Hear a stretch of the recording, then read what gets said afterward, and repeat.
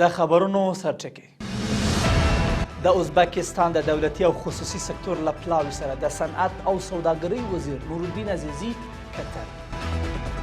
د طبیعي پیښو سره د مبارزې لپاره د 90 میلیون افغانیو څخه زیاتو په ارزښت د تفاهم لاسلیک کول او د صهیونیست رژیم لخوا په کرنۍ باختري کې د لسګونو اپارتمانونو ویجاړول.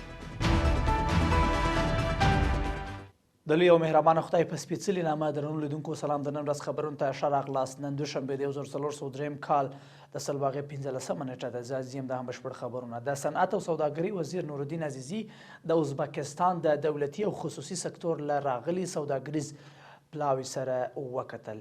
دې کتنه کې د دواړو هیوادونو ترمنځ د ترسره شویو هوکړو په اړه د لا زیاتې همغږۍ په رامنځته کېدو، د دواړو هیوادونو ترمنځ د سوداګرۍ د کچې د پراختیا او د خصوصي سکتور د غړیو له پروګرامونو څخه د ملاتړ پر موضوعاتو خبرې اترې وشوې.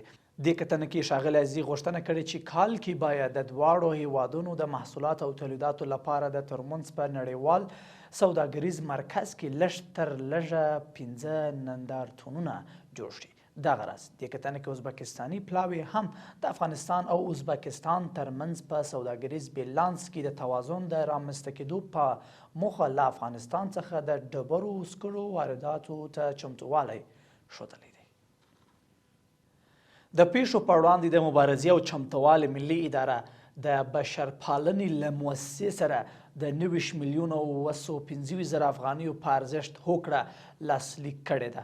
د دې هوکړې له مخې به د خوړو نړیوال پروګرام په همکاري د کندهار په مرکز او ولسوالۍ کې څه باندې 15 زره کورنیو ته نغدي مرستې وویشل شي.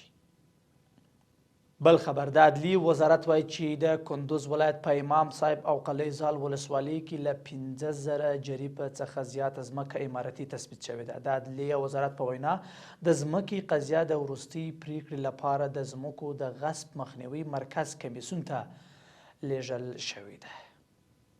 د خبرونو دوام. د پاکستان د شخړو او امنیتي مطالعاتو انسټیټیوټ په خپل تازه راپور کې ویلي چې د روان میلادي کال د جنوري میاشتې پر مهال پاکستان کې 94 د امنیت ضد پیښې ثبت شوي دي. د راپور له مخې په دې پیښو کې لسګونه تنه وژل شوي او څه باندې 100 تنه ټپیان شوي دي. یاد انسټیټیوټ وایي چې د جنوري میاشتې امنیتي پیښې د 2024 کال د دسمبر میاشتې په پرتله 42 سلنه ډیری شوي.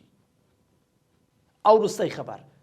الجزیرې خبري شبکې د فلسطین د روغتیا وزارت له قوله راپور ورکړی چې د صهیونیستي رژیم پوځیانو په اشغال شوي لویدیځه غاړه کې د جنین کډوالو په کمپ کې د فلسطینیانو درویش ودانۍ د چاودنې په وسیله ویجاړې کړې دي. د راپور له مخې اسرائیلي یرغلګرو د تیرو 2 اونیو په ترڅ کې په اشغال شوي لویدیځه غاړه کې 50 فلسطینیان شهیدان کړي دي.